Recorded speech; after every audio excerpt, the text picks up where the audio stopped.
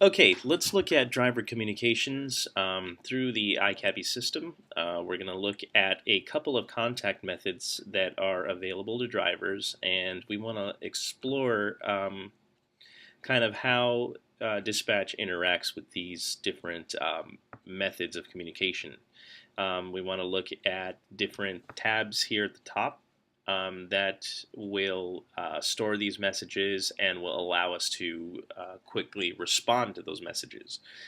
This is a push or an effort, I should say, to better communicate with our drivers.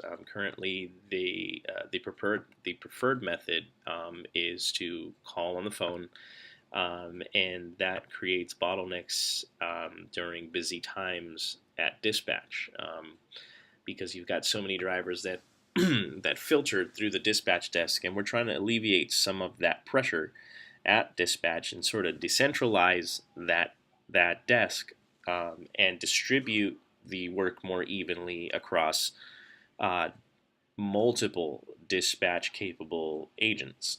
So, in order to do that, we want to know which parts of the dispatch screen here we want to watch in order to quickly respond to the different types of interactions with drivers. So let's look at the driver app first. Now we're here logged in to the driver app. We're unavailable at the moment. Um, let's go to base, and we want to see two different call contact methods. We've got the request to call, which when you deploy a request to call, the driver will receive a queue position in the order in which the call request was received. So here this driver is currently in the first up position. The call request on the dispatch screen will appear in this sidebar here next to the map. And in order to respond to this, you can you can click on the call request and simply press D after the driver number, and the disk system will initiate a call to the driver's cell phone. As you can see, the driver's cell phone is now ringing. So we'll go ahead and hang that up. That is how to quickly respond to the driver call request. Now, the nice thing about this is when a particular agent clicks on this, they now retain ownership of this call request, and that prevents any other agents from duplicating that work. So we want to make sure to keep the work nice, neat, and organized. We definitely don't want agents doubling up on these. So this is a nice feature that iCabbi gives us to be able to grab a particular call request and take ownership of it. Now you notice here in the middle of the screen there's a few details pertinent to the to this driver, the most recent activity for him, and it also, when you click on the call request, it pulls the driver number down into the keyword search, which refines the dispatch screen for only to only display work that's pertinent to this driver. Most recent events, it looks like recently he received a no-show, and that's indicated here in the actions section.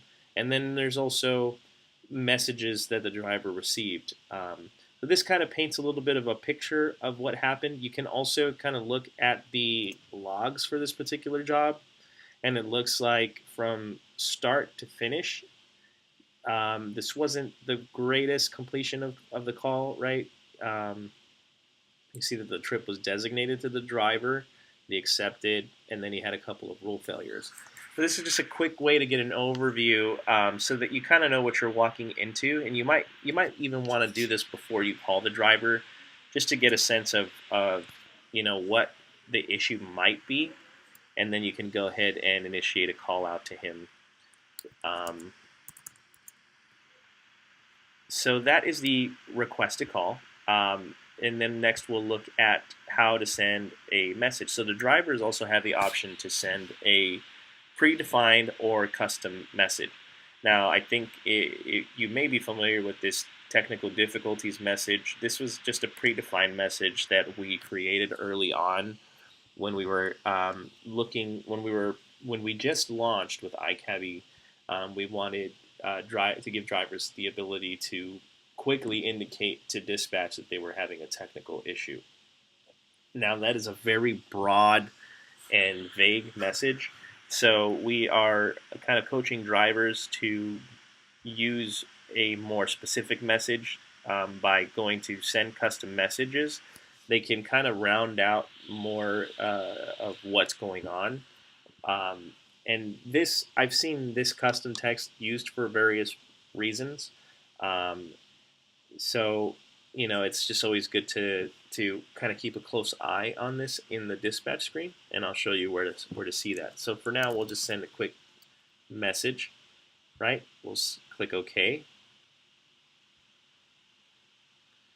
and the driver will get an indication that his message was sent. And we, on the dispatch screen, we want to go to the driver chat, and the driver chat is where the driver messages will go that are sent as a custom text, right? So we have the ability to reply to this immediately and say, I will call you shortly, right? We can reach out to the driver, and the driver will receive that message here in his inbox. Now this is a good segue into driver messages and fleet messages, right? So if we go here to the messages tab, we can type out a quick message to an individual driver, right? And we can select the type of message, right? We can say we only want the message to appear in his inbox there, or we want to send a message that will be active. So that's a notice type, right?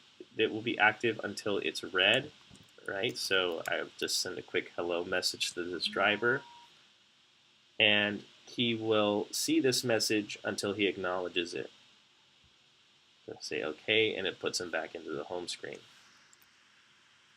Or we can send this driver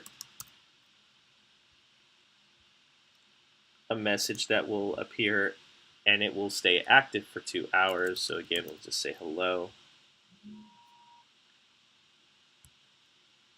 and the message will remain active for 2 hours and then disappear.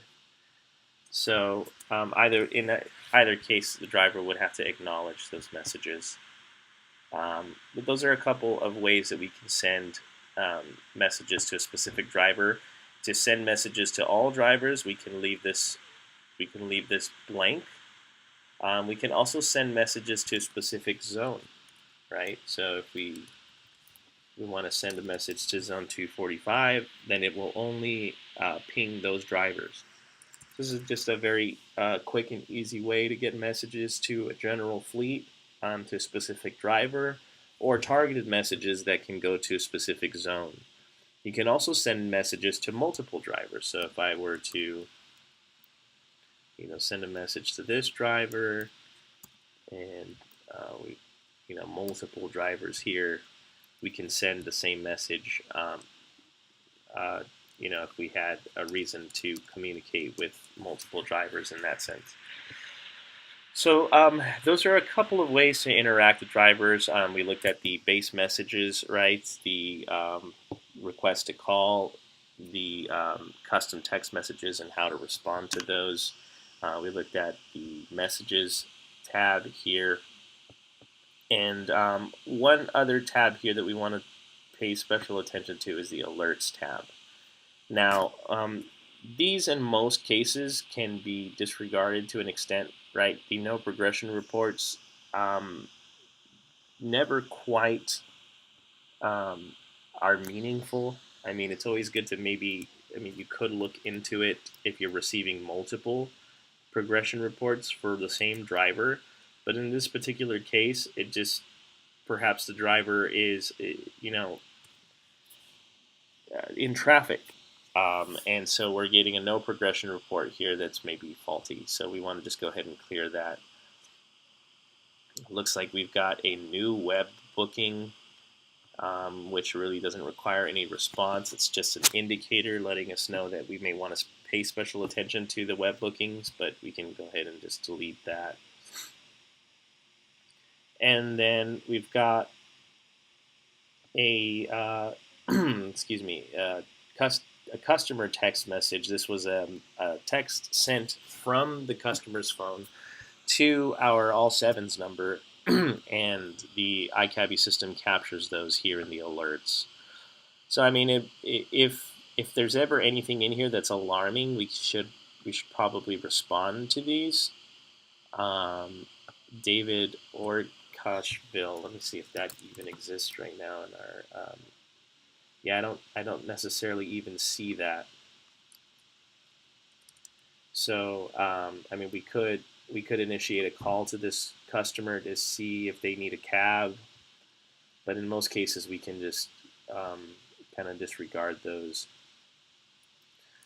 But so that's it for in terms of driver communications. Just watching these driver chats, watching the no-show and call-out requests, and then oh yeah, no-shows. That's something we didn't quite cover, but we'll cover that in a separate video. For now, I think we're good with just the basic messages that you will see and the different contact methods preferred by drivers. I hope this helps. Please let me know if you have any questions.